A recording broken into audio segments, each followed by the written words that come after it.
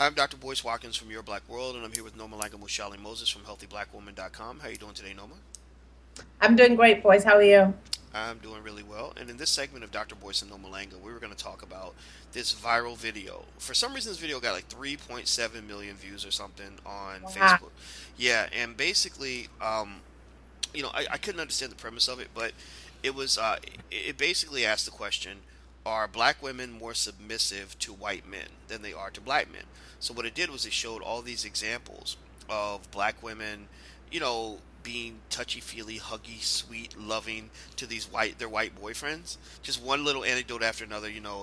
The white guy's talking in the camera, and the black girl's sitting back, and she's like rubbing his head, or maybe they're talking about how much they love each other, and she's kind of following his lead, and the I guess the argument of the person who made the video is, look at how black women behave when they're with white men, and then they showed videos of just the most extreme behavior by black women. You got to see the video. You got to see it. They showed just women just behaving in crazy ways. Like some girl was yelling at her boyfriend. He was trying to explain something to her, and she's like, "You're a bitch. You're a bitch." And then there's another one where the girl's about to punch the guy out, and she's like, "Hit me, hit me." Just showing this sort of very stereotypical behavior. And so the video went mega viral, and it, I guess, lies on this premise that somehow black women change their behavior when they're with white men, versus black men. I have my issues with the video and why it's wrong, but I kind of want to ask your opinion based on what I've told you.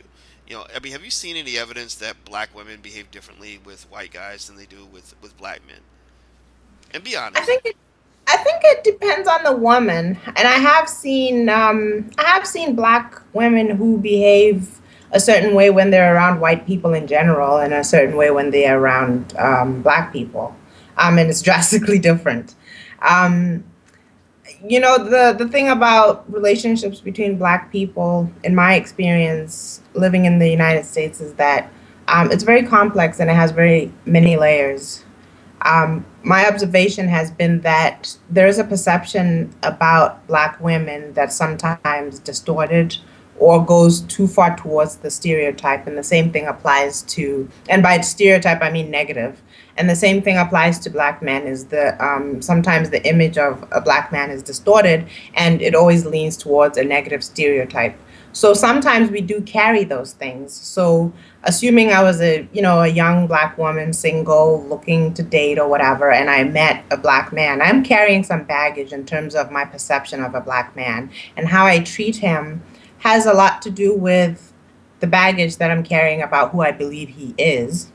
And I don't have those same beliefs about a white man. So the way that I respond to a white man is also going to be different. So as much as I hate to say it, it obviously doesn't apply to everybody, but there is some truth to that. Well, that's an interesting point. After hearing what you said, I can see where you're going with that. I think the premise of the video is wrong, though, in the sense that what you're doing is you're taking different women and showing their behavior in different situations, and you're comparing all the women as if they're the same person. Now, it'd be one Right. thing if I said, look at how Nomalanga deals with a white guy, and look at how Nomalanga deals with a black guy, right? That would be Right. different. Well, you're married, but so I hope your husband forgive me for making that analogy, but you get the point, right? Right. Then I can make a clear case. Like there's a modification in behavior for that one person. But when I Right. show, one doting black woman who dotes on her white boyfriend, she may be a person who dotes on any boyfriend that she has, Right. and then I show another black woman who looks like she's about to, just rip, Attack him. right, about to chop his head off.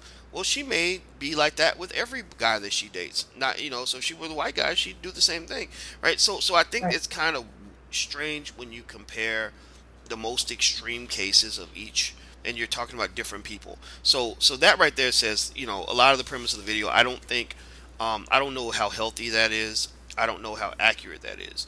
But Right. if you do talk about those cases where you will see some black people, not even just black women, but just black people Right.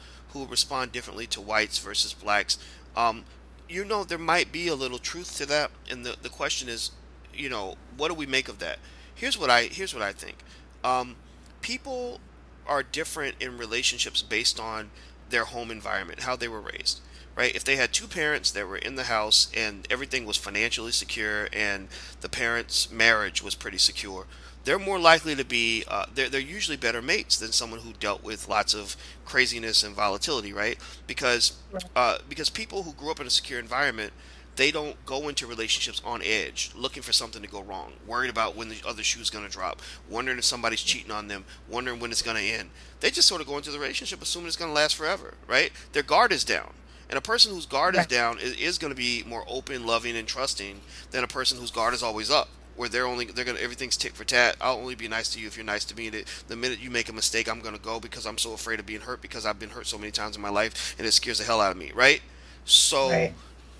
when you think of it that way, you look at whites. Whites don't have the same problems as black people. You don't have white fathers going to jail, Statistically. en masse, right? I'm talking about statistically, right? White men are not going to jail at nearly the same rate as black men. You don't have as many broken families and single parent homes in the white community. So dating a white person could theoretically, statistically, be a different experience because maybe you're dealing with somebody who's never been, violated emotionally before. They've not gone through that trauma, so they're going to behave differently. And so when I hear guys who say, sometimes when I meet black women, they don't trust me. I feel like they can dominate me and stuff. And I dated a white girl, and she was loving and trusting, and she followed me around and kind of let me take the lead. And I said, well, sometimes that white girl, maybe she grew up in a household where her father was always there. Your father's your first boyfriend. If your first boyfriend breaks your heart, it's hard to get over that. It's very difficult. So maybe she grew up in a very stable, supportive, safe, protective environment. So for Right. her, you're her man. Why wouldn't she trust you? You were out late last night, but why would she think that you were doing something that you shouldn't be doing, right? So sometimes I would say that there might be a little truth to that, but I think to kind of say that that's true across the board is kind of ugly. And then I also think that a video like that kind of contributes to the gender war between black men and black women, where you've got women that love pointing out all the things that are wrong with black men. And there are things wrong with some black men, but there's nothing wrong with every single one of us. But then at the same time, you've got black men that'll say, well, black women, I don't mess with them because they're screwed up. Well, maybe you're screwed up. Maybe As maybe well. maybe she can't love you because you're not capable of giving love yourself. So I think that introspection is what's kind of missing because it's easy to kind of always look outward. What do you think? Right. Yeah, I agree with you. And an interesting thing is, as you're talking, I was thinking you're talking about the gender wars between black men and black women. There aren't really any gender wars between white women and white men. They don't have a gender war going, which kind of points to what we're talking about. That there is more layers and complications in black marriages and black relationships. And I'm not a specialist in that area, so I won't start to try to go too deep into analyzing why and so forth. But you kind of hit it when you said that a lot of people have a lot of baggage that they carry into their relationships. And those, once they get into a relationship, they unpack and it all plays out.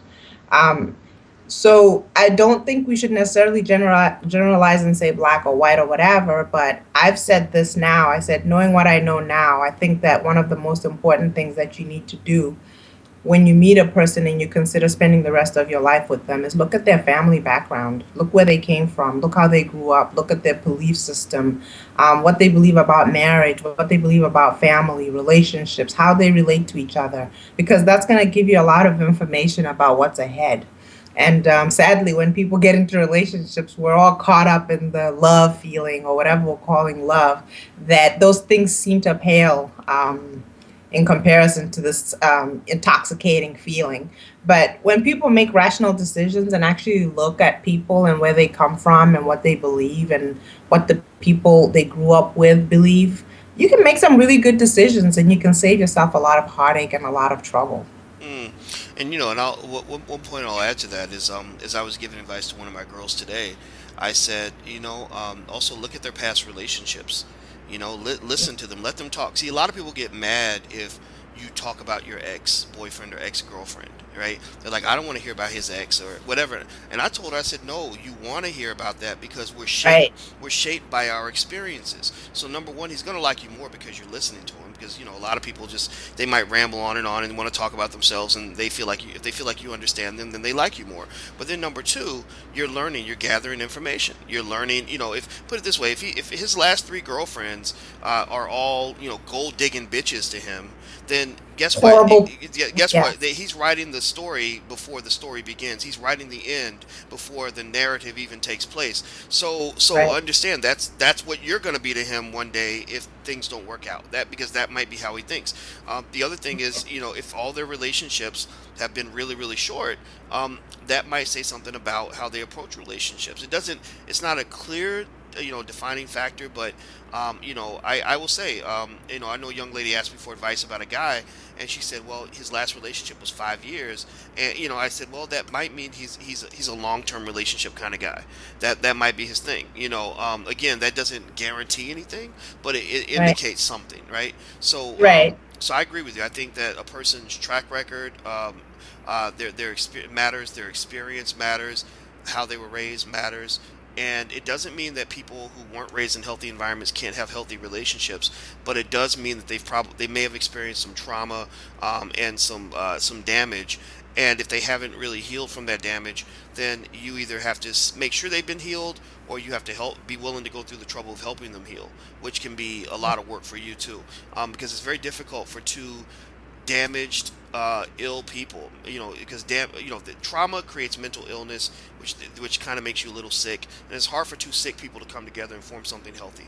It's just very difficult. Right. So Right. that's my 2 cents. Okay, well, I'm kind of done. I don't have anything else to say. Do you? I'm done too. Okay, I figure we are both done, but I wanted to make sure you had a chance to share your expertise. Okay, well, thank you, Noma. I really appreciate your time. It was a great conversation. Thank you. All right, and to everybody who's watching, to the wonderful, amazing, beautiful black women who are watching this, just know that most black men aren't falling for this crap, and but at the same time, all of us, I think, have an obligation to be decent to anybody that you're in a relationship with, because you can't find true love if you're always preparing for war. And if you're treating people like crap, no matter who they are, then you're creating a warlike environment, not one that's conducive for love. So that's all I want to say. All right, well, I'm Dr. Boyce Watkins from Your Black World. This is Nomalanga and Moses from HealthyBlackWoman.com. And I always want to remind you guys that we have a new film out called Resurrecting Black Wall Street, about the Black Wall Street Massacre in Tulsa, Oklahoma in 1921. I hope you will go check it out. You can see the trailer at resurrectingblackwallstreet.com. That's resurrectingblackwallstreet.com. And until we meet again, please stay strong, be blessed, and be educated. We are gone. Peace.